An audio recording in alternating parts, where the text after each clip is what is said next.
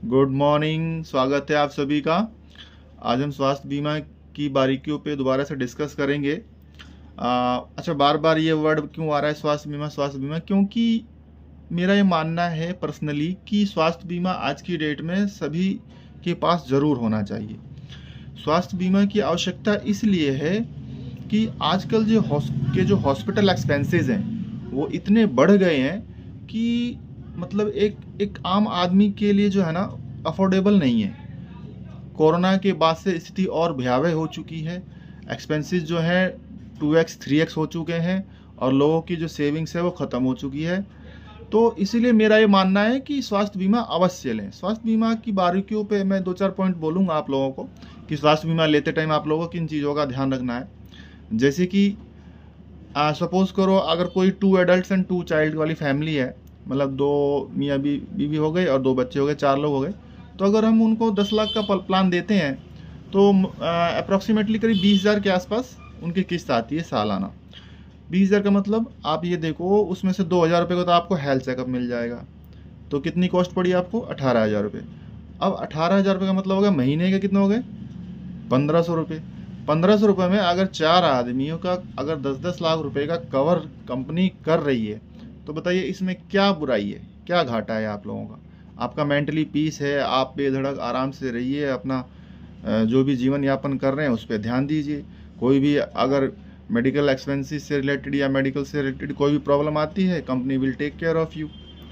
तो इसमें अब हमें ध्यान क्या देना है? ध्यान ये देना है कि कोई भी प्लान लेते हैं, किसी भी कंपनी से लेते हैं, तो नंबर 1 तो आप ये देखें कि कंपनी की जो कवरेज है, हॉस्पिटल नेटवर्क्स हैं, वो वाइड होना चाहिए और आपके जो भी आपका शहर है, लोकल में जो भी अच्छे हॉस्पिटल्स हैं आपके शहर के, वो सारे कैशलेस नेटवर्क पे होने चाहिए। क्योंकि सबसे पहले जब आपको मेडिकल इमरजेंसी की ज़रूरत होगी तो हम कहाँ जाएंगे? सबसे पहले अपने नज़दीकी अस्पताल में ही जाएंगे। तो आप उसके कंपनी के नेटवर्क को ज़रूर चेक करें कि जो आपके शहर के नज़दीकी अच्छे हॉस्पिटल्स हैं वो सारे उसके नेटवर्क में कवर होने चाहिए। दूसरा, आजकल क्या है, हम लोग जो है ना, कुछ मेरे साथी जो है ना, जानकारी में ऐसे कुछ लोग आए जिन्होंने जो है ऑनलाइन पॉलिसियाँ परचेज़ कर ली और उनके एक्चुअली ऑनलाइन पॉलिसियों में क्या होता है, सबसे ज़्यादा मिस सेलिंग होती है। मिस सेलिंग मीन्स वो लोग क्या करते हैं, प्रीमियम को सस्ता करने के लिए पॉलिसी में बहुत सारी जो है ना, जैसे डिडक्शन लगा दिया, को पेमेंट लगा दी। उससे क्या होता है कि कंपेरेटिवली जो पॉलिसी के जो प्रीमियम्स हैं वो हाफ हो जाते हैं। कस्टमर ये सोचता है कि मेरे को तो हाफ रेट पे पॉलिसी मिल रही है, लेकिन जब वो हॉस्पिटलाइज होता है तब उसको पता चलता है कि उसके साथ क्या खेल हो गया। तो आप अपनी जब भी पॉलिसी लें तो उसमें ये ज़रूर चेक करें कि कोई डिडक्शन का क्लॉज तो नहीं लगा हुआ है या कोई को पेमेंट की क्लॉज तो नहीं लगी हुई है। को पेमेंट मीन्स जब भी आप हॉस्पिटलाइज होंगे, सपोज कंपनी ने आपको, जिसने भी पॉलिसी सेल करी है, उसने उसमें को पेमेंट लगा दी 10% की। अब आप अगर नेक्स्ट टाइम जब भी कभी हॉस्पिटलाइज होंगे तो जितना भी खर्चा आएगा उसका 10% आपको देना है, 90% कंपनी देगी। या कई बार क्या होता है, फिक्स डिडक्शंस लग जाती हैं 50,000 1 लाख की। 50,000 की डिडक्शन लगा दी, आप हॉस्पिटलाइज हुए, बिल आया 2 लाख का, 50,000 आप भरेंगे, 1.5 लाख कंपनी भरेगी। तो ये छोटे छोटे पॉइंट्स हैं जिनका आपको ध्यान रखना है। तीसरा, जैसे आजकल जो है ना आयुष ट्रीटमेंट्स की भी बहुत ज़रूरत पड़ रही है।